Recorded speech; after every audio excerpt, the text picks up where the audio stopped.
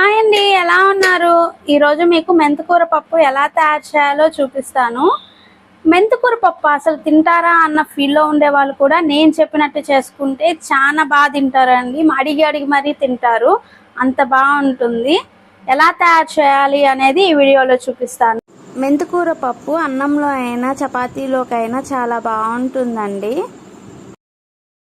మెంతికూర నీట్గా కాడలు లేకుండా కింద ఏర్ ఉంటుంది కదా, ఆ ఏర్ లేకుండా క్లీన్ చేసి పెట్టుకున్నానండి.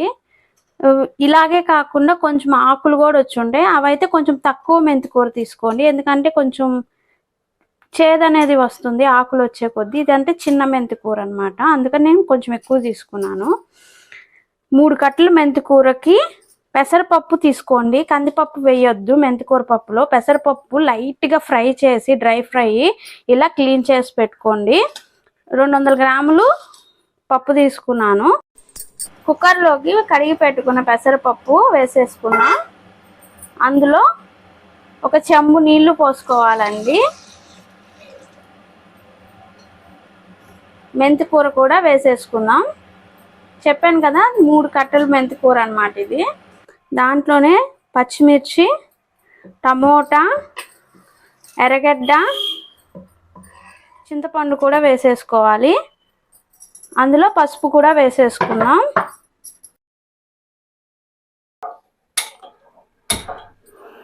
ఫోర్ టు 5 విజిల్స్ వచ్చే వరకు ఉడికించుకోవాలి. 5 విజిల్స్ తర్వాత స్టవ్ ఆఫ్ చేసుకుందాం. 4 విజిల్స్ వచ్చిన తర్వాత స్టవ్ ఆఫ్ చేసేసుకుందాం. 4 విజిల్స్ కంటే ఎక్కువ రాని మాకండి, కింద అడుగు మాడిపోతుంది పెసరపప్పు కదా, అందుకని. కొంచెం సేపు చల్లారిన తర్వాత కుక్కర్ని విప్పి చూసుకుందాం. చూడండి ఎంత బాగా ఉడికిపోయిందో. 4-5 విజిల్స్ వస్తేనే మనకి ఇలాగా సరిపోతుంది అన్నమాట. 4 విజిల్స్ సరిపోతాయి, అంతకంటే పెంచొద్దండి. ఇప్పుడు టేస్ట్కి సరిపడా ఉప్పు వేసుకుందాం. నేను కల్లుప్పు వేస్తున్నాను, మీరు కావాలంటే సాల్ట్ వేసుకోవచ్చు. ఇప్పుడు దీన్ని ఎనుపుకుందాం, మెత్తగా ఎనుపుకోవాలండి.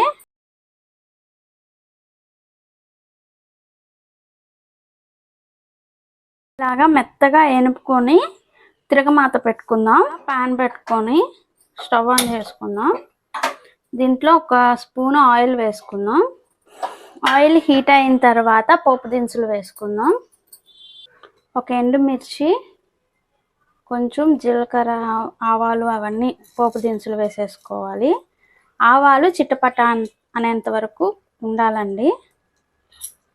చిటపట అంటే టేస్ట్లో మనకి డిఫరెన్స్ వస్తుంది అనమాట. ఆయిల్లో దంచి పెట్టుకున్న వెల్లుల్లి వేసుకుందాం. కొందాక వేసిన ఎర్రగడ్డలో 1-2 ముక్కలు తీసేసి తిరగమాతలో వేసుకుంటే టేస్ట్ బాగుంటుంది. 2 రెబ్బలు కరివేపాకు వేసుకుందాం. ఉప్పు మిరపకాయలు ఉంటే వేసుకోండి, లేదంటే లేదు. ఉప్పు మిరపకాయలు వేయటం వల్ల టేస్ట్ బాగుంటుంది. ఎలా తయారు చేయాలి అనేది మన ఛానల్లో ఉంది, డిస్క్రిప్షన్లో ఇస్తాను. ఇలాగా లైట్గా ఫ్రై చేసుకోవాలి.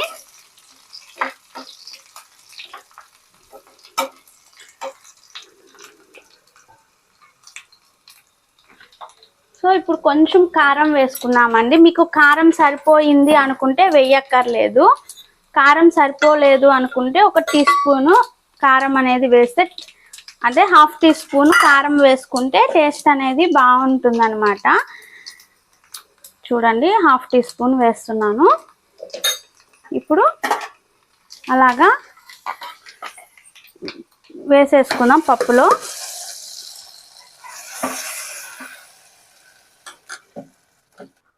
పొయ్యి మీద పెట్టుకొని కాసేపు తుకతుక అనేట్టు ఉడికించుకోవాలి. కొత్తిమీర వేసుకుందామండి.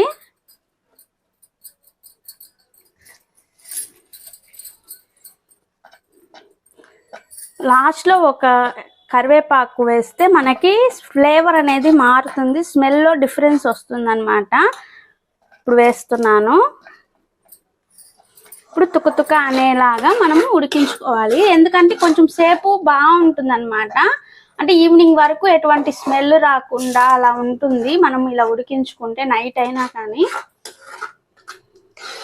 టేస్ట్ కానీ నేను చెప్పిన కొలతలతో కానీ మీరు పప్పు చేశారంటే టేస్ట్లో ఎటువంటి తేడా రాదు, మనకి చాలా బాగుంటుంది. చూసారు కదండి మెంతికూర పప్పు ఎలా తయారు చేయాలి అనేది. మీరు ఒకసారి ట్రై చేసి మీకు ఎలా అనిపించిందో కామెంట్ చేయండి. మా ఛానల్ని ఫస్ట్ టైం చూస్తున్నట్లయితే ప్లీజ్ సబ్స్క్రైబ్ చేసుకోండి. Thank you for watching.